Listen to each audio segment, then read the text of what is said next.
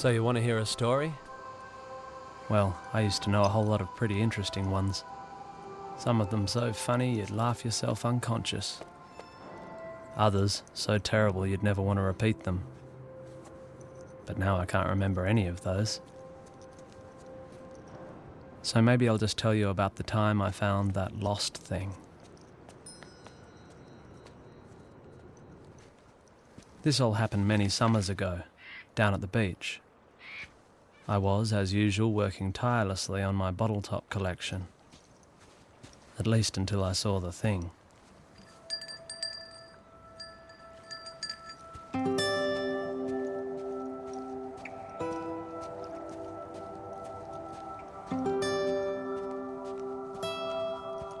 It sure wasn't doing much. It just sat there, with a really weird look about it. You know, a sad, lost sort of look. Nobody else seemed to notice it was there. They were all too busy doing other stuff, I guess.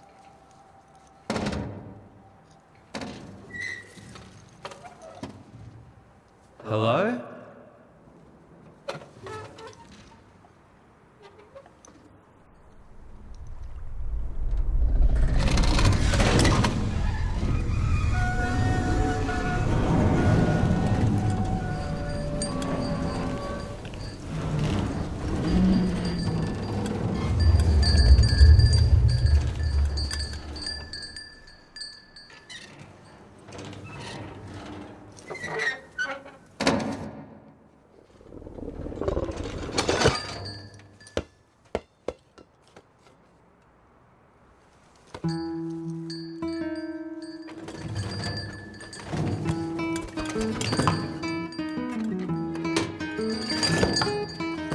Turned out to be really friendly, and I played with the thing for most of the afternoon.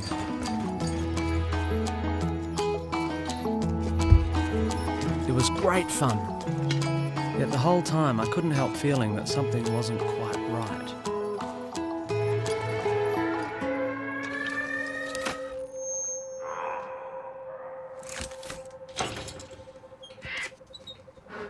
As the hours slouched by, it seemed less and less likely that anyone was coming to take the thing home. Soon there was no denying the unhappy truth. It was lost.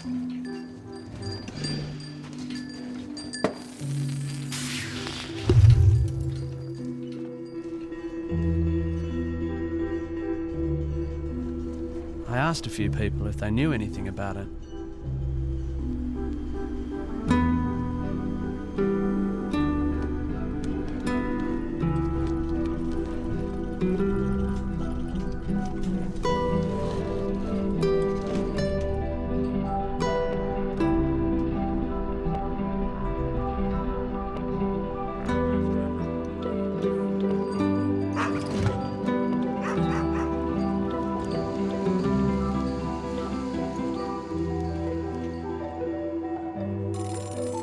I took the lost thing over to Pete's place. Pete has an opinion on just about everything. Cool, he said. Pete didn't know what the thing was exactly, but he said what he always does, that all physical manifestations could be identified empirically through careful observation, calibrated measurement and controlled experimentation.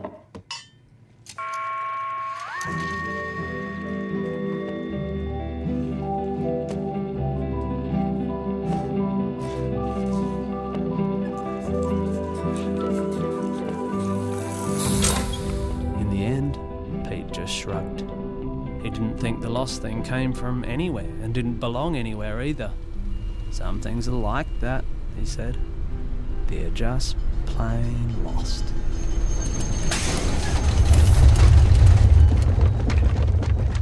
There was nothing left to do but take the thing home with me.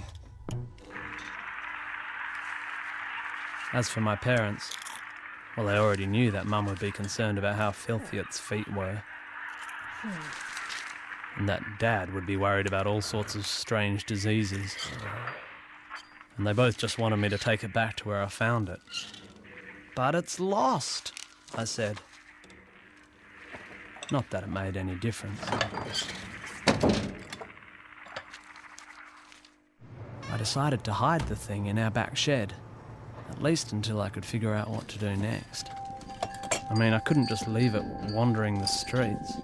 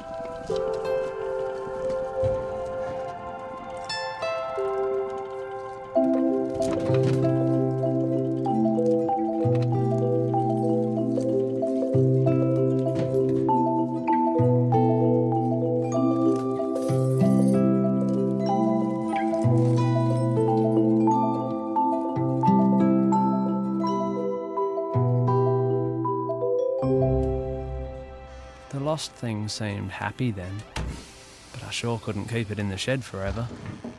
Mum or Dad would eventually notice it when they came out looking for a hammer or something. It was a real dilemma.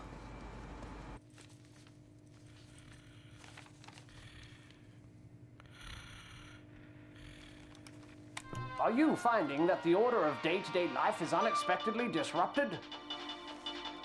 Do you suffer from unclaimed property? Objects without names? Troublesome artifacts of unknown origin? Things that just don't belong? Don't panic. We've got a pigeonhole to stick it in. The Federal Department of Odds and Ends. The next morning we caught a tram all the way into the city.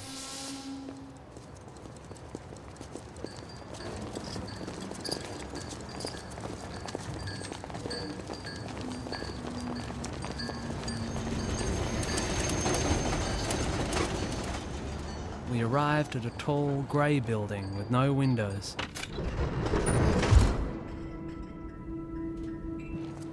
It smelt like disinfectant.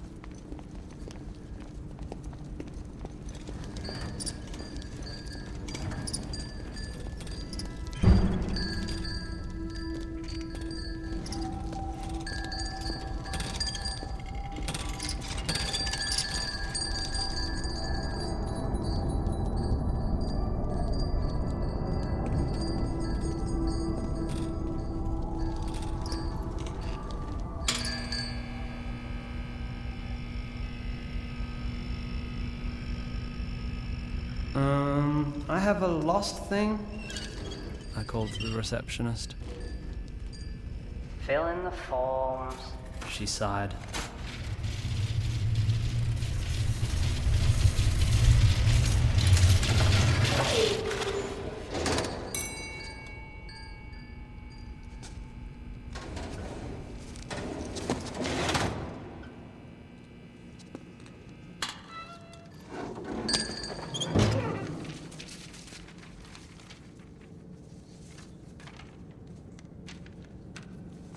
I was looking around for a desk when I suddenly felt something touch my elbow.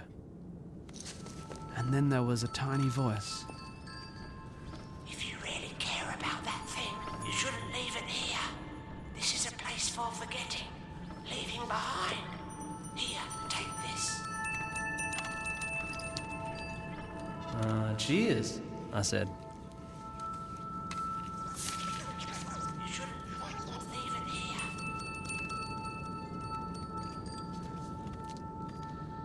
It was some kind of sign, I guess. Not very important looking, but it did seem to point somewhere.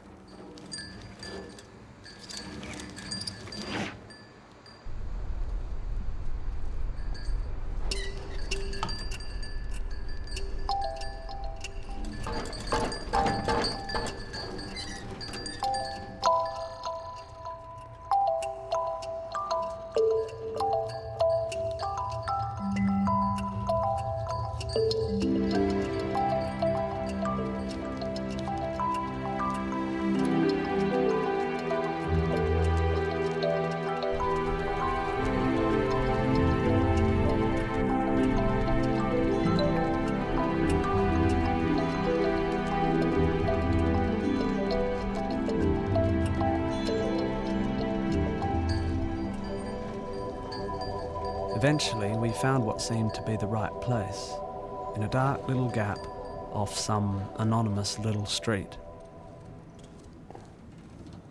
The kind of place you'd never know existed unless you were actually looking for it.